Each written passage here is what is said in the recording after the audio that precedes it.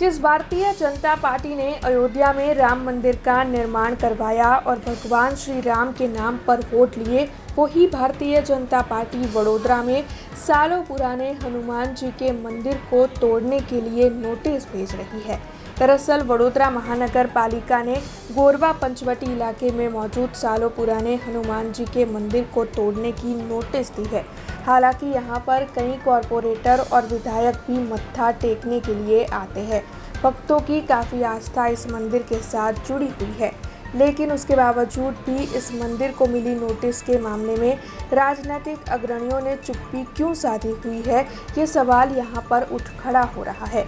हालांकि इस मामले के मद्देनज़र सयाजीगंज विधानसभा के विधायक केयूर रोकड़िया को जानकारी दी गई है और उनकी ओर से ये आश्वासन दिया गया है कि इस मंदिर को नहीं तोड़ा जाएगा। हालांकि इस मामले में ये सवाल भी सामने आ रहा है कि क्या सचमुच विधायक केयूर रोकड़िया के कहे मुताबिक इस मंदिर को नहीं तोड़ा जाएगा या फिर ये महज कहने की बात है। क्या विधायक केयूर रोकड़िया अपना कहा पाल पाएंगे, ये सवाल भी यहाँ पर सामने आ रहा है। लेकिन इस मंदिर को तोड़े जाने के मामले में नोटिस दिए जाने पर कई सवाल सामने आ रहे हैं। ગોરવા પંચવટી વિસ્તારમાં હનુમાનજીનું મંદિર આવેલું છે અને આ મંદિર એક જૂનું મંદિર છે અને કાલે 2 વાગ્યા પછી કોર્પોરેશનની ઓફિસમાંથી અહીંયા એક બહાર દિવાલ પર જાહેર નોટિસ ઓડાડી છે કે આ રોડમાં દબાણમાં આવી રહ્યું છે, એટલે આ મંદિરના 3 દિવસમાં પુરાવા રજૂ કરો। હવે સાહેબ આ મંદિર જૂનું છે, આ કોઈ હવે 35 વર્ષ જૂનું મંદિર છે અને આ બધા જોઈ રહ્યા છે વર્ષોથી અને ભક્તો આવી રહ્યા છે।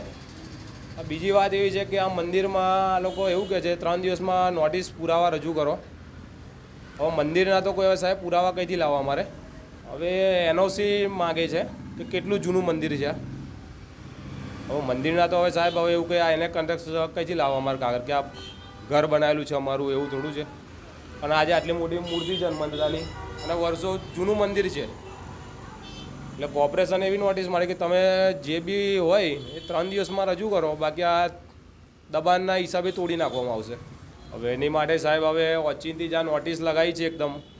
હવે અમારે જવું કંઈ ભગવાનને મૂકવા કંઈ 3 દિવસમાં તો અમારે શું કરવું એ અમને નહીં ખ્યાલ।